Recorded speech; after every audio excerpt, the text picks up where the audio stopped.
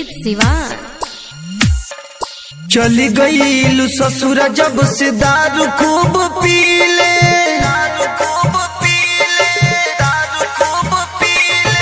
चली गई ससुरा जब से दारू खूब पीले, चली गई ससुरा जब से दारू खूब पीले।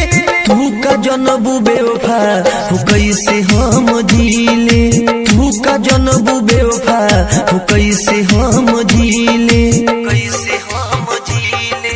चली गई ससुरा जब से दारू खूब पीले, चली गई ससुरा जब से दारू खूब पीले। तू का जनबू बेवफा हो कैसे हम झीले, तू का जनबू बेवफा हो कैसे हम झीले। तू का जनबू बेवफा हो कैसे हम झीले। डीजे रंजीत सिवान।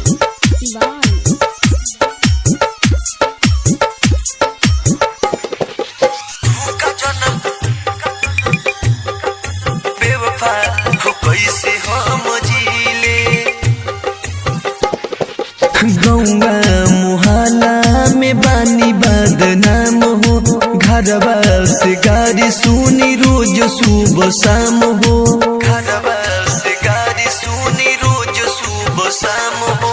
गौवा मुहल्ला में बानी बदनाम हो, घरवा से गाड़ी सुनी रोज सुबह शाम हो। दिलवा के तन को न मिले आराम, चारू तरफ चले बस हमारे ही नाम। ऐसान धोखा दुश्मनों के न मिले, ऐसान धोखा दुश्मनों के न मिले। तू का जनबू बेवफा हो कैसे हम झीले, तू का जनबू बेवफा हो कैसे हम झीले।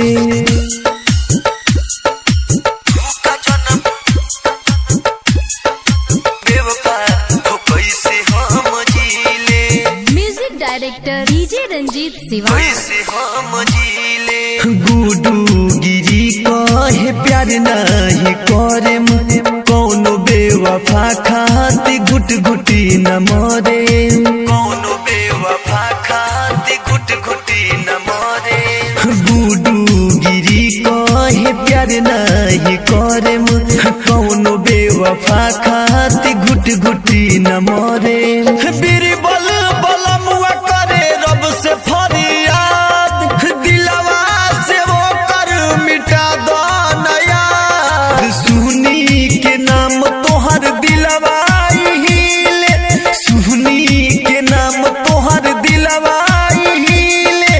तू का जनबू बेवफा हो कैसे हम झीले,